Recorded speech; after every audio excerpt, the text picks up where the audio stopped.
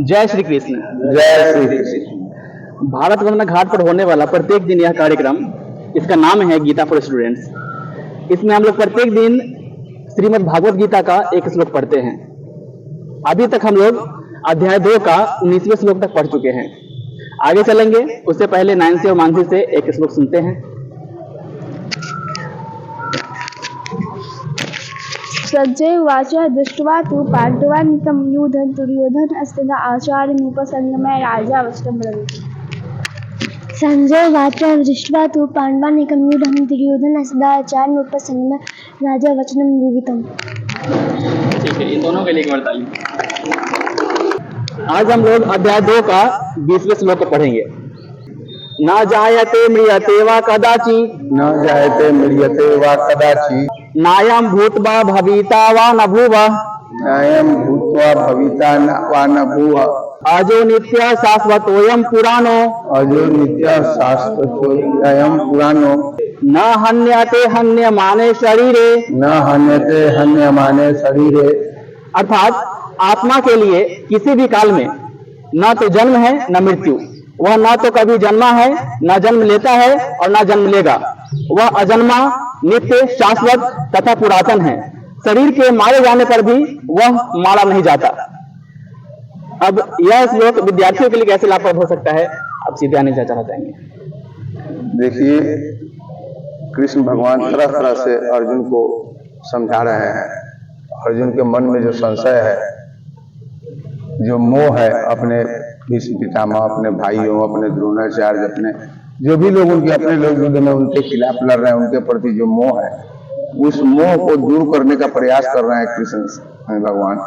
वो बता रहे हैं कि जब तक इसके मन से मोह खत्म नहीं होगा तब तक यह गांडीव नहीं उठाएगा, और जब गांडीव नहीं उठाएगा तो महाभारत नहीं होगा और इसको न्याय नहीं मिलेगा, असत्य का नाश नहीं होगा, असत्य का हार नहीं होगा। तो उसको तरह तरह से सिखा रहे हैं, तरह तरह से बता रहे हैं। और वही बताना जो है सो कि हम सभी जानते हैं, वही जो बता रहे हैं वहां पर खड़े होकर दोनों सेनाओं के बीच में अर्जुन को जो उपदेश दे रहे हैं, वही उपदेश जो है सो गीता जी कहलाए। उसी उपदेश का जो संकलन है वो गीता जी है। इसीलिए कहा जाता है कि गीता जी एकदम साक्षात भगवान के मुख से जो बातें निकली हैं उसी का संकलन है, संग्रह है।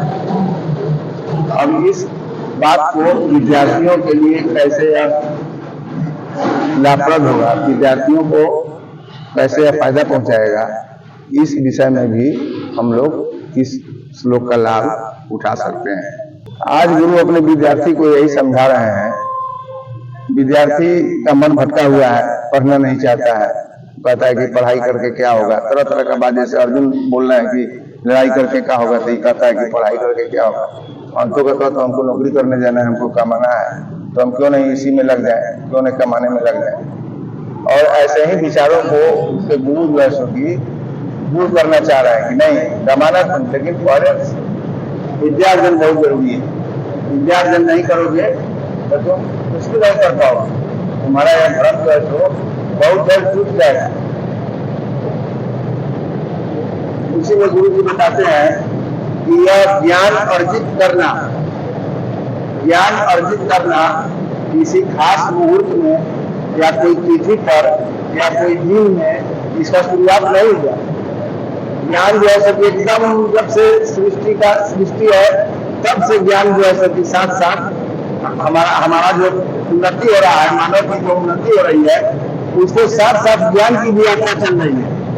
पहले जो आदि मानव हुआ करते थे, तो वो आदि मानव कैसे जो है कि पहले जानवर की तरह चलते थे।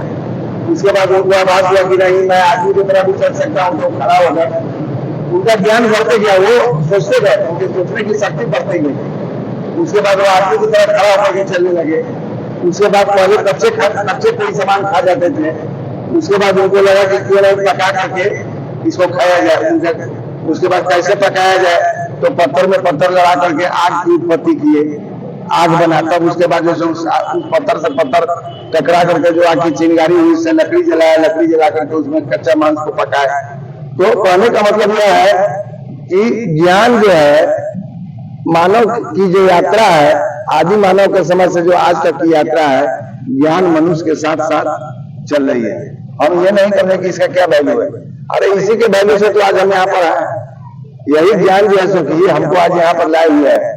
उसी ज्ञान के बदौलत हमने जो है सो कि खेती करना सीखा, उसी ज्ञान के बदौलत हमने आग की उत्पत्ति की, उसी ज्ञान के बदौलत हमने तीर धनुष बनाना सीखा, उसी के ज्ञान के बदौलत हम अपनी रक्षा करना सीखे।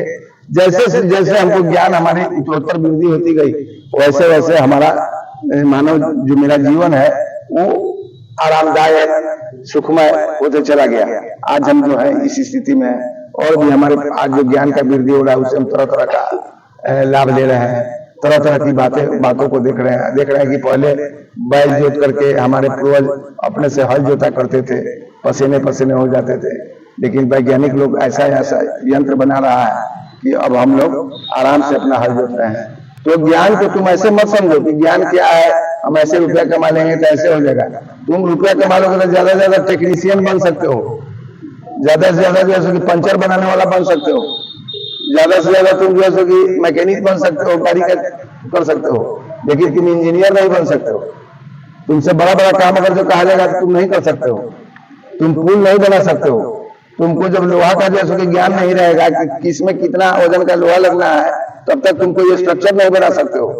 तो इसलिए तुम्हारा ज्ञान बस इतना ही तक रह जाएगा कि तुम मैकेनिक बन जाओगे, पेंटर बन जाओगे, और भी जो नीचे वाला जो काम सब है, जो कोई भी आदमी का शरीर से मजदूरी वाला काम है वो आप कर सकते हो। लेकिन ज्ञान से जब तुम्हारी विद्या जो सब तुम्हारे पास आएगी, और उस विद्या से जो मानवता का लाभ होगा, देश समाज का लाभ होगा, वो ऐसा लाभ तुम नहीं कर सकते हो। तुम्हारे लिए आज पूरा आकाश खुला हुआ है, एकदम विद्यार्थियों के लिए पूरा आकाश खुला हुआ है। जहां भी उड़ना है उड़ के जा सकते हैं, कहीं भी जा सकते हैं, पूरा आकाश खुला हुआ है, जहां भी जाओ कितना भी बड़ा उपलब्धि प्राप्त कर सकते हो, वैसा उपलब्धि भी प्राप्त कर सकते हो जो आज तक किसी ने नहीं किया। तो यह कैसे होगा? जब तक आप पढ़िएगा नहीं, ज्ञान अर्जित नहीं कीजिएगा, तब तक नहीं होगा। इसलिए गुरु जी विद्यार्थी को पूरा समझा रहे हैं कि तुम ऐसे मत करो, इन छोटी छोटी बातों को दिमाग में रख करके जो इसका मुख्य बात है, जो विद्या से जो लाभ होता है उससे तुम वंचित नहीं हो।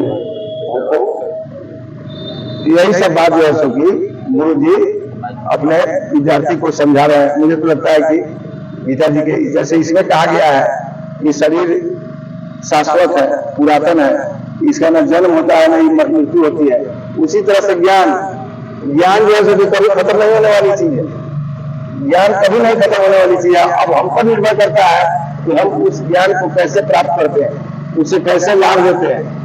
तो यह इसका मतलब यही हुआ कि ज्ञान मानवता की का जो यात्रा शुरू हुआ, उसके साथ साथ ज्ञान भी चल रहा है। जैसे शरीर जैसे कि आत्मा को कोई मरने और जीने का उसको चिंता नहीं है, न वो मरती है न वो जन्म लेती है।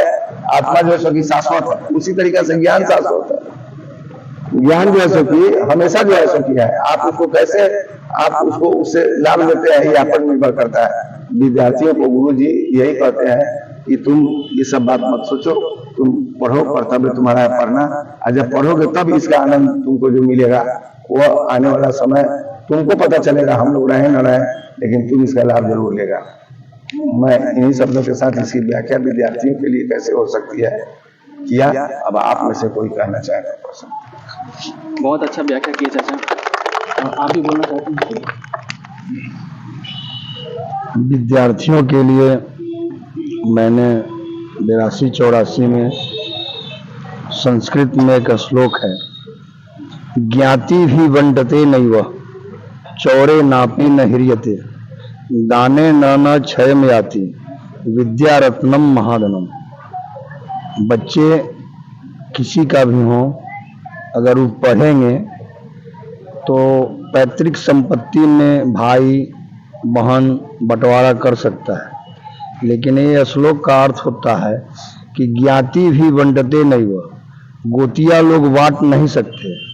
चौरे नापी न ह्रियते, चोर इसे चुरा नहीं सकता। दाने नाना क्षयम याति, दान करने से ही घटता नहीं है, बढ़ता है।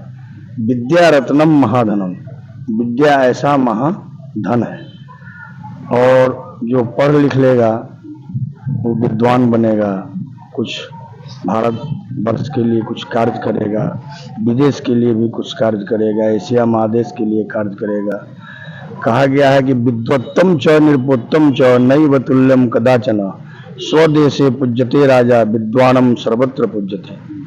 विद्वान आदमी जो होता है वो कहीं भी जाएगा तो उसको पूजा होगा, और जो राजा हैं वो अपने देश में ही राजा हैं, बाहर में नहीं है। बाहर में वो एक आम आदमी के समान है। और विद्वान जो है वो देश विदेश कहीं भी रहेगा तो उसका विद्या साथ में रहेगा, तो सब जगह वो पूज्यमान रहेगा, वो सब जगह राजा ही रहेगा। बस इतना ही मैं कहूँगा। हर हर महादेव। बहुत बढ़िया। बहुत सुंदर। ऐसा लगता है कि बहुत सारे लोग इससे अछूते रह जाते हैं, यानी कि जो नहीं पहुंच पाते यहाँ, उनके लिए बहुत ही दुख होता है मुझे कि कैसे ये छूट जाता है ज्ञान। कितना लाभप्रद है ये मनुष्य के जीवन के लिए। और जो लोग देख रहे हैं उनसे भी निवेदन करेंगे कि आप जितना हो सके उतना शेयर कीजिए और लोगों तक पहुँचाइए इसको। गीता जी में भगवान श्री कृष्ण ने आत्मा, जन्म, मृत्यु इन शब्दों का प्रयोग अर्जुन के संदर्भ में किया है। वह भौतिक रूप से युद्ध कर रहे थे, उनको युद्ध के लिए प्रेरित करना था, अपने कर्तव्य के लिए प्रेरित करना था, अपने अधिकारों के लिए प्रेरित करना था, क्योंकि वो मोह ग्रस्त हो चुके थे। यहाँ आज के संदर्भ में हम लोग गीता जी का संदर्भ लेते हैं विद्यार्थियों के लिए। हमारे कार्यक्रम का नाम भी है गीता फॉर स्टूडेंट्स।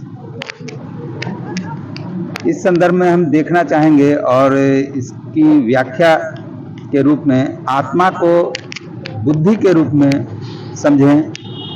आत्मा एक ऊर्जा है, जैसे आत्मा का न जन्म है न मृत्यु है, अर्थात न प्रारंभ है और न अंत है, उसी प्रकार ऊर्जा भी है। ऊर्जा का प्रारंभ और अंत का पता नहीं है, ऊर्जा विराजमान है, बस उसे उसका ध्यान करना है और ऊर्जा रूपी बुद्धि को अपने मन के अंदर बढ़ाते रहना है, उसका प्रयोग करना है, उसे आत्मा के रूप में देखना है कि अचल है, अविनाशी है और अजन्मा है। यहाँ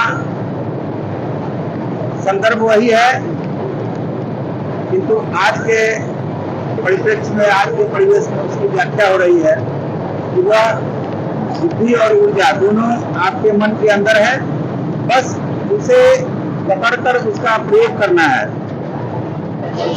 वह समाप्त नहीं होगा। अगर आपके मन के अंदर भी है बुद्धि, उसका प्रयोग नहीं करेंगे तो वह स्वतः वहीं पड़ा रहेगा, आप उससे वंचित रह जाएंगे। शरीर समाप्त होगा लेकिन बुद्धि नहीं समाप्त हो सकती है, वह नहीं खत्म होगा। आप अवसर को क्यों चूक रहे हैं? आपके पास है, उसका प्रयोग करिए, क्योंकि उसी से आपकी पहचान बनेगी। ऊर्जा और बुद्धि दोनों आपके पास है और वही आत्मा रूप से आपके शरीर में व्याप्त है। और सभी विद्यार्थियों को इसे इस रूप में समझने की आवश्यकता है। बहुत सुंदर। आज के लिए बस इतना ही, फिर कल मिलते हैं अगले श्लोक के साथ। जय श्री कृष्ण। जय श्री कृष्ण।